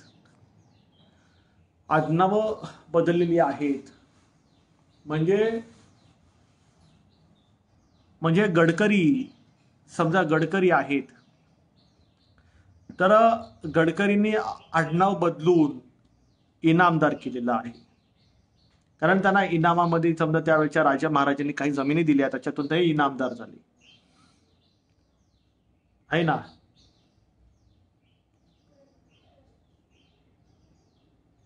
मग त्याच्यामध्ये काय होतं की मग थोडी इन्फॉर्मेशन लागते भूतकाळातली. समजा इन्फॉर्मेशन नसेल तर मग ध्यान मार्गातून त्या गोष्टी प्राप्त करून घ्याव्या लागतात. मग त्याच्यामध्ये देवताचा हस्तक्षेप करतो की कुठला देव आहे, कुठला देव आहे. कालच्या अपॉइंटमेंटमध्ये पण अशीच घटना घडली. घरामध्ये कुलदैवत जो आहे तो नव्हता माहिती, सुखवस्तीसाठी बदलून कोकणामध्ये आले होते, तर तिच्यामध्ये रवळनाथ कुलदैवत त्यांचं निघालं, रवळनाथ निघालं त्यांचं. ठीक आहे, रवळनाथ म्हणजे काळभैरवचे शिष्य, किंवा तुम्ही त्यांना रैनाथ असं म्हणू शकता, तुम्ही त्यांना भैरवनाथ म्हणू शकता. दादा देवपूजा रोज करायची असते का? नाही ताई, असं काही नाही, हे तुमच्या मनावर आहे. बघा शेवटचे 15 मिनिटं राहिले.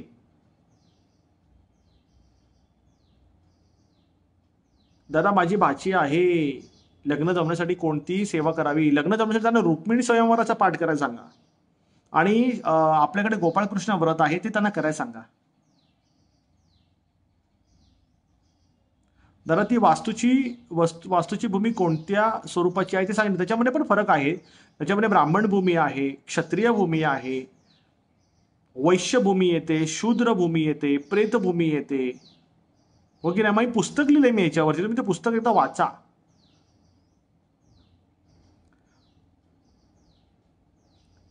ते पुस्तक एकदा वाचा, ठीक आहे. आणि कुलदेवतेचं जे काय आहे, आडनावावरून जे कुलदेव, त्याचं पार्ट नंबर 2 लवकरच येणार आहे. तुम्हाला एक विशिष्ट काय झालं गोष्ट माहिती आहे, ज्यावेळेला पार्ट 1 म्हणाला तर पार्ट 5 पर्यंतची आडनावं ऑलरेडी ॲडव्हान्समध्ये आलेली आहेत. म्हणजे 1 2 3 4 5 ॲडव्हान्समध्ये आलेली आहेत. त्यामुळे काय होतंय की येत आहे तुमचा प्रेमाचा प्रतिसाद आहे सगळा. कमेंट सेक्शनमध्ये भरपूर मला आडनाव आलेली आहेत, पण त्यांच्यापर्यंत कदाचित मला माझ्या वयाची एक 10 वर्ष तरी जातीलच. आडनाव ते येणार, जी आत्ता नावं आली ती सांगता 10 वर्ष तरी वयाची जातीलच.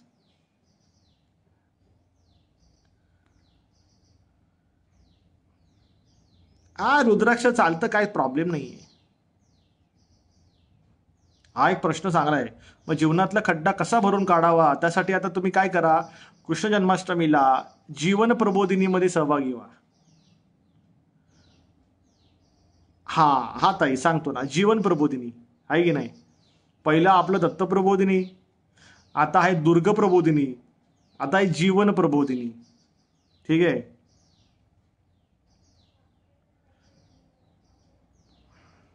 दत्त प्रबोधिनी प्युअरली आध्यात्मिक अनुसंधान आहे. दुर्ग प्रबोधिनी आपला सांस्कृतिक वारसा आहे की नाही, ज्याच्यामध्ये आपल्या भौतिकवादाची सुद्धा आणि आपल्या आध्यात्मिक जीवनाची सुद्धा त्याच्यामध्ये काय आहे, भूमिका आहे. आणि जीवन प्रबोधिनीमध्ये फक्त भौतिकवाद आपण त्याच्यामध्ये ठेवू, म्हणजे एक अध्यात्मवाद, एक आपली संस्कारक्षम भूमिका दुर्ग प्रबोधिनी, आणि तिसरं तुमचं जीवन प्रबोधिनी, ज्याच्यामध्ये तुमचं करिअर झालं. जिन साधनेबद्दल सांगा. तुम्ही करा ना ताई जिन साधना. तुम्हाला आपला जिन खूप चांगला आहे, खूप सात्विक आहे.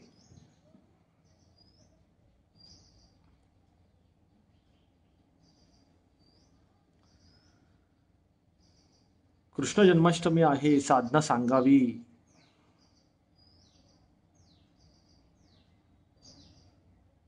कृष्ण जन्माष्टमीला कुठली साधना सांगा. काय होते, इतक्या साधना तुम्ही बदलत राहताय, त्याने नुकसान होतंय. तुम्ही 10 ठिकाणी खड्डे खोदाल तर पाणी कसं लागेल. व पाणी कसं लागेल हे मला म्हणायचं होतं. म्हणजे तळाला पाणी लागलं पाहिजे ना. तुम्ही एवढे कष्ट करणार आहात तर तळाला पाणी तर लागलं पाहिजे.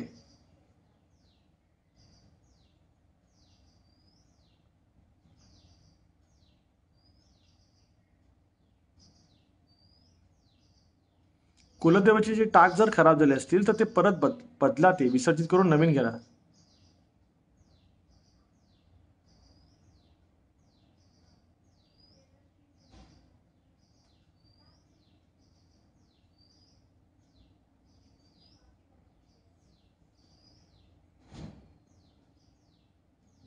माझ्याशी डायरेक्ट बोलणं खूप टफ होते ताई. काय होते की वेळेचा फार प्रॉब्लेम आहे, माझ्याकडे वेळ नाही आहे.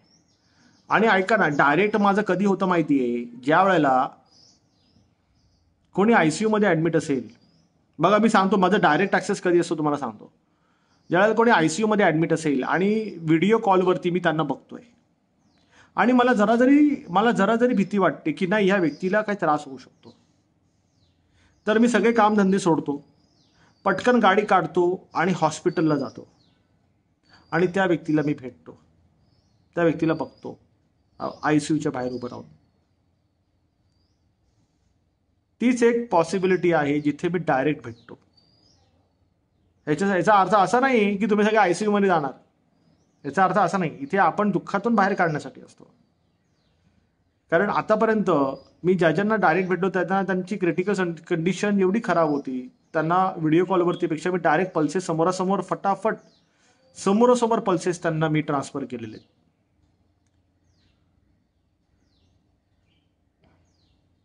आता काय सांगता का अपॉइंटमेंटमध्ये. जरा जागेचा फोटो पाठवला तर जमीन कशी आहे ते तुम्ही अपॉइंटमेंट सांगता का. बिलकुल ताई, तुम्ही जागेचा फोटो जरी नाही पाठवला ना, अपॉइंटमेंटमध्ये जरी आला, तरी तुमच्या या डोक्यामध्ये जी जागेची जी प्रतिमा आहे ना, ती कॅच करून पण मी सांगेन तुम्हाला. फोटो पाठवल्याने, व्हिडिओ पाठवल्याने मला हेल्प होते. नाही जरी पाठवलं तरी चालेल, माझ्या समोर फक्त राहाल तरी मी सांगेन.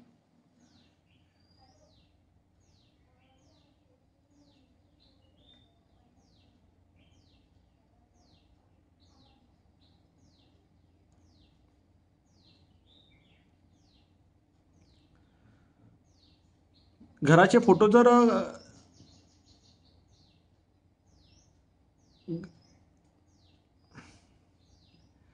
घराचे फोटो जर खराब झाले तर ते बदला.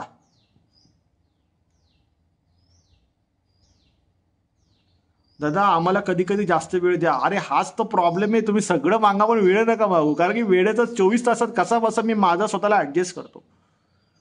24 तासात कसा तरी स्वतःला ऍडजस्ट करतो. काय सांगू तुम्हाला माझी अवस्था किती कशी आहे माहिती आहे. ताई तुम्हाला अपॉइंटमेंट हवी आहे ना ताई, तर प्रतिनिधीने कॉन्टॅक्ट करा. प्रतिनिधीने कॉन्टॅक्ट करा. पारात शिवलिंग मिळेल पण ऑर्डरवर मिळेल. ठीक आहे, ऑर्डरवर मिळेल. आणि 4 अंगुलच घ्या जर घरात ठेवायचं असेल तर. नमस्कार सारखं आजारी पडते, काय कारण माहित नाही, ते बघावं लागेल आपल्याला. सद्गुरू चरणाची लीन होणं हे तर सगळ्यांचंच कर्तव्य आहे. साधन इम्प्रूव्ह होण्यासाठी थोडी मेहनत घ्या. आपले काही उपाय म्हणजे बघा ना, आपले व्हिडिओज बघा ना आपले.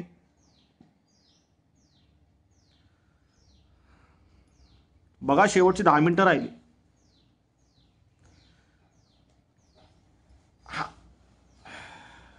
ओम नमो काल भैरव घुंगरावाला अवधूत चिंतन. जीवनाचं उद्दिष्ट साध्य करण्यासाठी खूप कष्ट करावे लागतात. जरा प्रत्येक प्रॉब्लेम मुळापासून काढा. मी त्यासाठीच आहे इथे. तुमचे सगळ्यांचे प्रॉब्लेम मुळापासून निघावेत याच इथून. आम्हाला माहित आहे तुमचा वेळ. हा ना ताई, तुम्ही तर बघितलंय सगळं. बघा, तुमच्या सगळ्यांचं खूप प्रेम आहे आपल्यावरती, निरंतर प्रेम आहे. या पोटी आपण खूप कष्ट घेतो. दादा, स्मशान जवळ घर कसे असते? हरकत नाहीये, स्मशानाजवळ जर घर असेल तरी चालेल, तुम्हाला काही नुकसान नाहीये. पण तुम्ही स्मशान साधना करा म्हणजे त्याचा फायदा तुम्हाला होईल.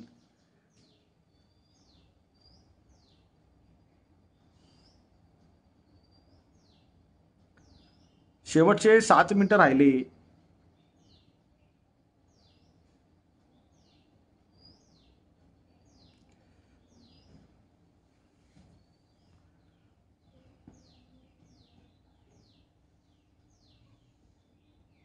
ऐका, नवनाथ पारायण जर लावलंय घरी तर समाप्ती करताना मलिदा बनवा. नाथांना मलिदा लागतो नैवेद्यामध्ये. मलिदा दाखवा नाथांना आणि समाप्ती करा. ठीक आहे.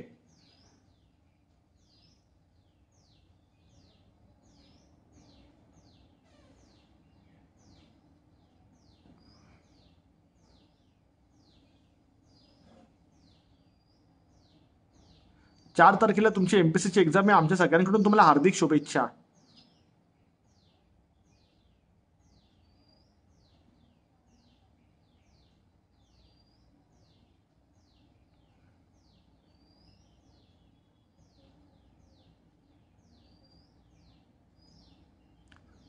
दादा, तुम्हाला भेटल्यानंतर आयुष्याची दिशा पक्की झाली. अजून आयुष्याची दिशा पक्की झाली, अजून तुमचं उद्दिष्ट तुम्हाला गाठायचं आहे. मग उद्दिष्ट गाठणे हेतू निरंतर महाराजांच्या चरणकमलांना धरून बसा.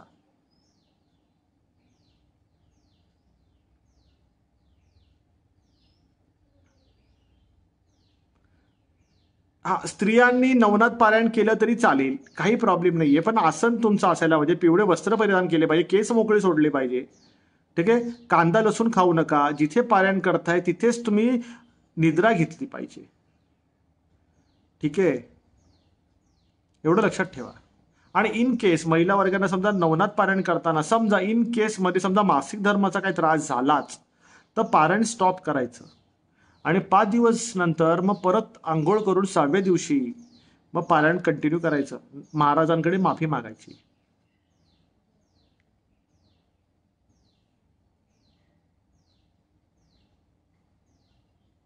ताई, करणी केली कशी ओळखायची व्हिडिओ बघा ताई. आपले युट्यूबवर व्हिडिओ आहेत. पहिली 5 लक्षणे, पुढची 5 लक्षणे, व्हिडिओ बघा.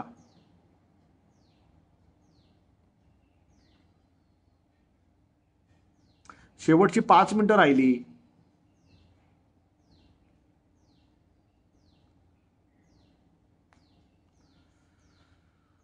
अवधूत चिंतना श्री गुरुदेव.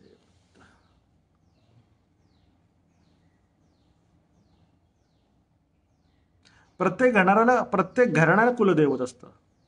प्रत्येक घराण्याला कुलदैवत असतं.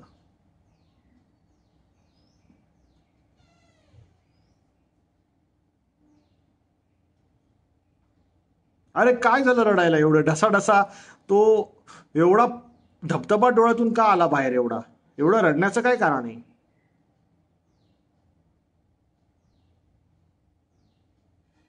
वेगवेगळ्या नामामधील अद्वैतभाव ओळखण्यासाठी काही विशिष्ट ध्यान करावे लागते का? प्रत्येक प्रयत्न चालू आहे पण उत्तर मिळत नाही अजून. एकाच नामामधून सगळ्या नामाची अभिव्यक्ती प्रकट होते आणि ती एकच असते.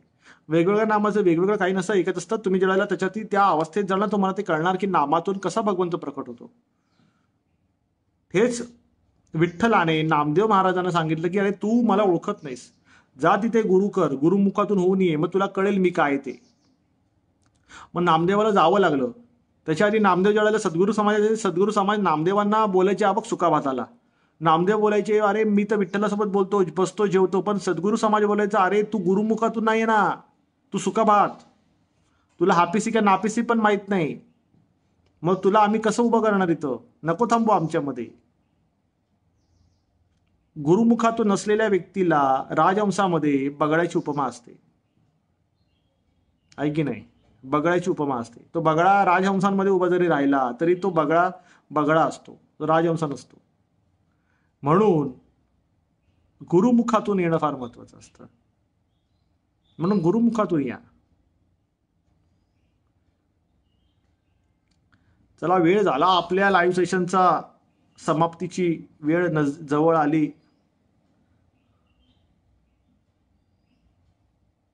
अवधूत चिंतन श्री गुरुदेव दत्त. अवधूत चिंतन श्री गुरुदेव दत्त. त्यांना पर्सनल प्रश्न आहे, प्रश्न प्रॉब्लेम आहे, त्याने प्रतिनिधींना कॉन्टॅक्ट करा.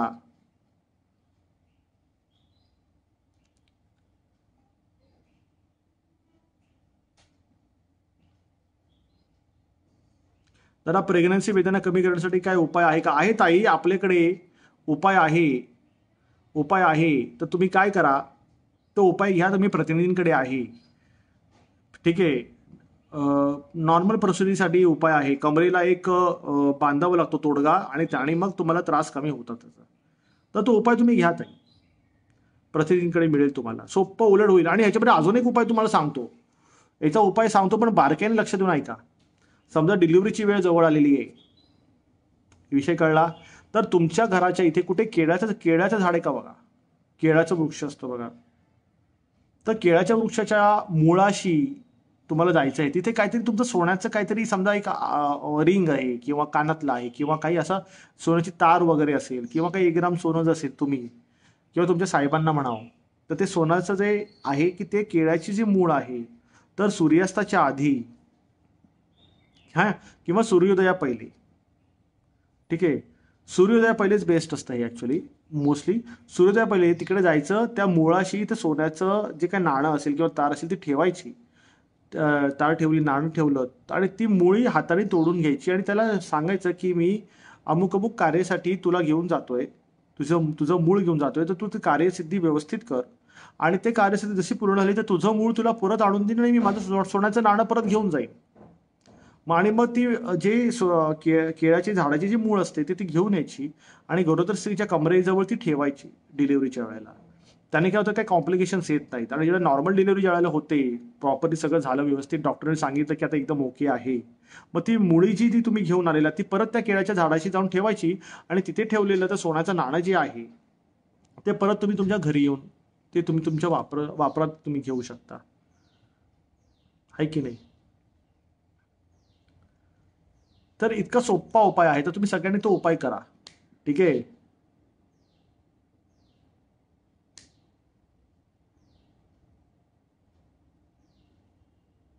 हा, ताई मी समजतो ताई, लाईफ नॉर्मल झालेली आहे, पण आपल्याला अजून काहीतरी महाराजांच्या इच्छेवर चालायचंय ना. आता 12:30 झाले, आता सर आता साइन आउट करायची परमिशन द्या. सगळेजण आपापल्या कामामध्ये व्यस्त आहेत बघा. आपल्यासाठी किती जण होल्डवरती आहेत, त्यांना त्यांची कामं आहेत, कोणी ट्रॅव्हल करतंय, कोणी बॉस समोर आहे, कोणी दुकानामध्ये आहे.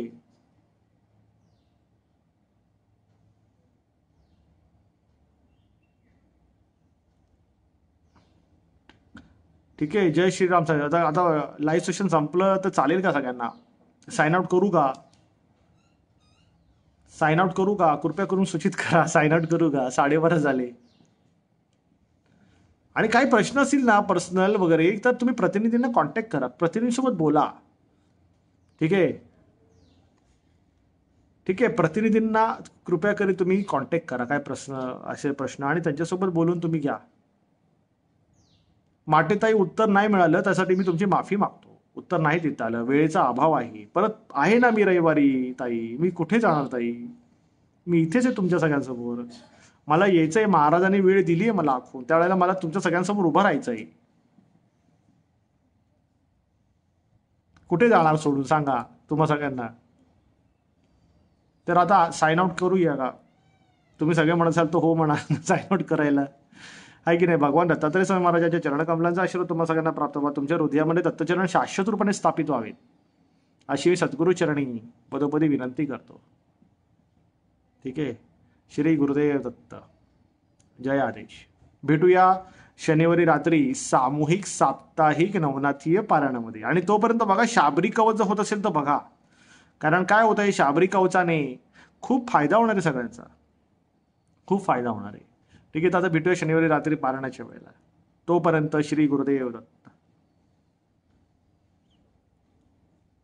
आनंद आहे, आनंद आहे ताई. श्री गुरुदेव. Signing out. जय आदेश.